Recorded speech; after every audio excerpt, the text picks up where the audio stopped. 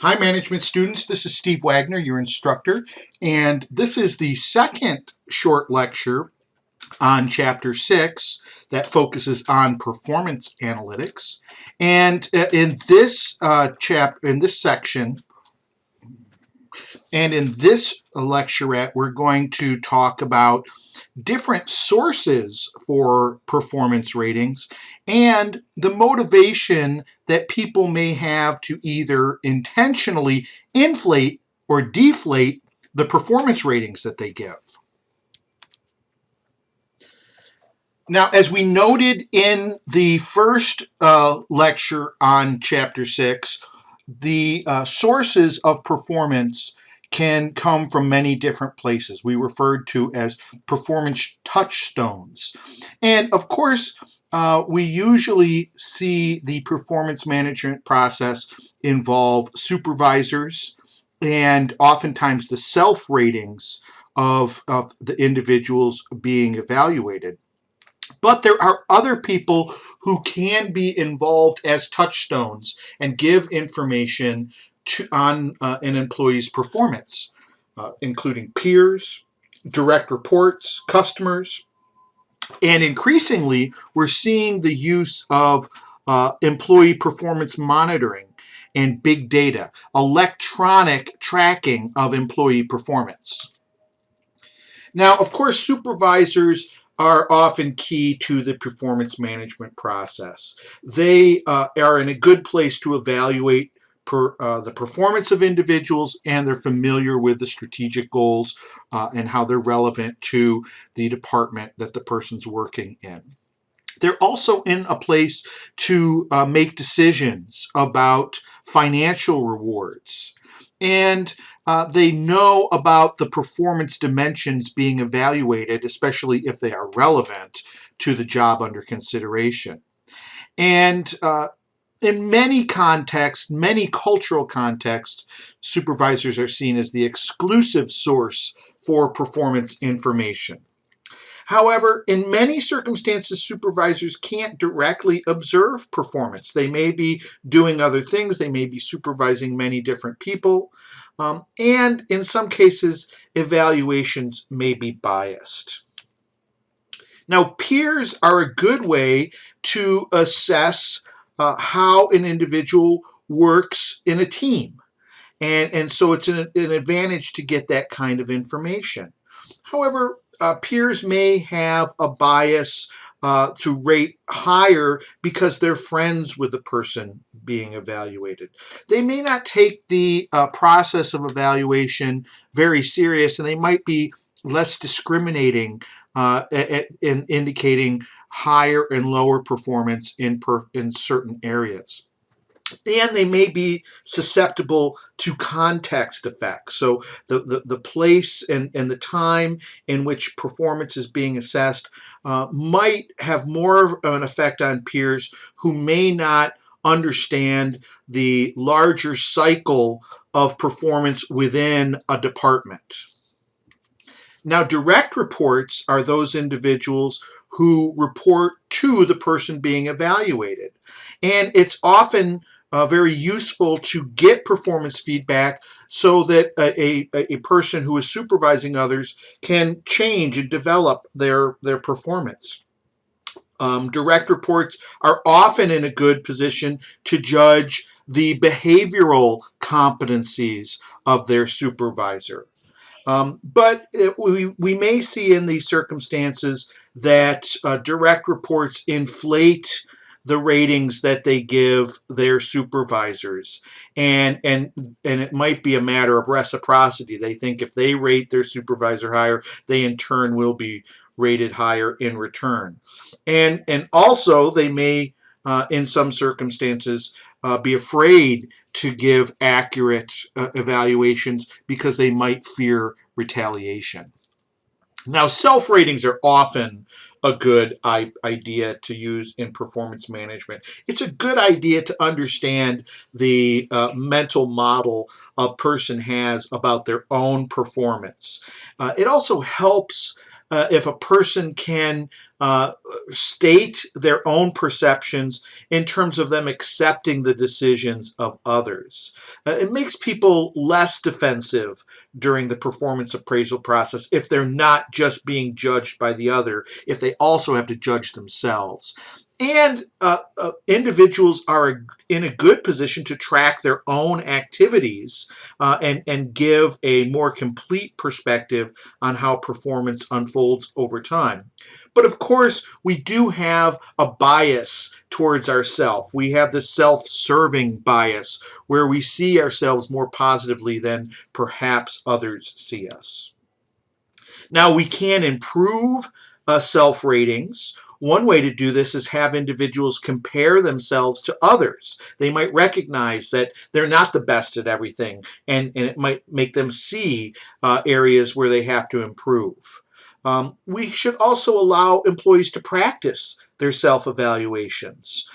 Also, if we ensure their confidentiality and emphasize the future rather than just the past, self-ratings may be more accurate. Now, it's good to get customers, and customers can be both external, those people who pay for goods and services, but they also might be internal, people in other departments who are served by an employee. And so employees might become more focused on meeting and exceeding customer expectations if indeed those customers evaluate them or contribute to their evaluation. But we have to understand that getting data from customers takes a lot of time, and it can also be expensive. And so there is a cost to be paid, and we might need to consider, does the cost outweigh the benefit? And if that's the case, we might want to forego customer evaluations. Now, increasingly, we're using digital mechanisms to monitor employees. So we can count keystrokes. We can monitor production in a digital way. We collect sales data on a very regular basis and report it on a daily basis. And so more and more we can harness this data that we capture and use it for the management of performance. And so this may provide us with much more accurate information about how people are performing on various dimensions. However, we have to be careful about how we do this, because if employees feel like they are being controlled or manipulated, if they feel that it is invading some privacy that they have, then people might have a negative reaction to using performance monitoring and big data. So what we can do is to try and be transparent, to let people know when they're being evaluated and how that data will be used. We have to assess how people are reacting. If they feel insecure, if they feel like their privacy is being invaded, then we have to reconsider how we're implementing performance monitoring.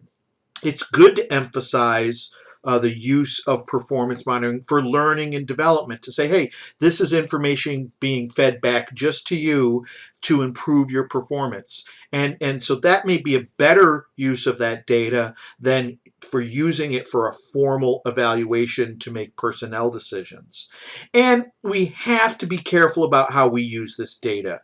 And many times we need to be careful about making it confidential so it's not spread throughout the company. And we have to look at what results are being achieved through the use of this data.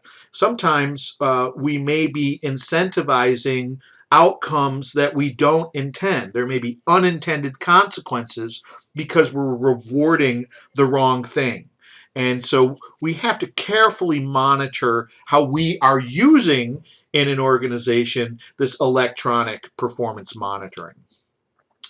So one thing that we have to consider when we're having supervisors or others evaluate performance is that oftentimes people are motivated to intentionally either inflate ratings, give people higher ratings on performance than they deserve, or to deflate ratings, to give people lower ratings than they deserve. So why would people do this? Why aren't people just motivated to be accurate?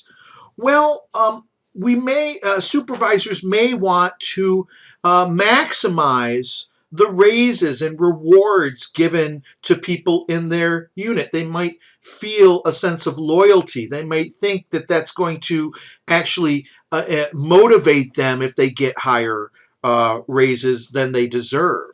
We might want to encourage employees to make them feel better. We might want to inflate ratings to avoid a written record. This is like airing your dirty laundry. We might not want others to see that people in our unit are performing below expectations. They might question us as managers. Probably the most frequent reason for inflating ratings is to avoid confrontation, is that we might know that an employee is going to be unhappy and they're going to confront us about how their expectations are not being met. Now, a really tricky thing is we might inflate ratings to get someone in our unit that we don't like a promotion. Now, why would we do that? Well, because they're no longer working with us. They're someone else's problem. And again, we might want to look good. And again, that by inflating ratings, we might do that. Now, why would we intentionally deflate ratings? Well, we might want to shock an employee. We might see that a person's performing up to expectations, but not up to their abilities, and we might want to give them a shock. We might want to teach someone who's rebellious a lesson. Again, they might be doing fine, but they have opposed us in some key way, and we're going to use our power to retaliate against them. We might want to send a message that an employee should consider leaving and say, hey, this is the first of many bad ratings, and a person might take that and update their resume and start looking somewhere else. And in that sense, we might be using that as a record of poor performance, even if it's not totally accurate. So if people intentionally distort ratings, then that undermines the validity of the data from performance management. So we don't want that to happen. And so what we should do is provide incentives for providing accurate ratings. How do we know if ratings are accurate? Well, we can look at the performance ratings and correlate them with outcomes of the unit. If a unit is not meeting its goals as a whole, then the individuals in that unit shouldn't be receiving high ratings. We can ask supervisors to justify their ratings, to connect their ratings to actual behaviors, to actual results. And we would want them to do this not only to their supervisors, but to increase this accountability to the people they are evaluating. So ultimately, what we want to do is incentivize people to accurately rate. We need to convince them that it's in their best interest to accurately rate people, and it outweighs the costs of whatever blowback you might get or whatever control you might lose over your unit. So again, we should be very careful about evaluating how well supervisors are evaluating and communicating during the performance management process. And we should give them training to provide this accurate ratings, both rating that helps them to make accurate observations, but also training that gives them the correct set of motivations.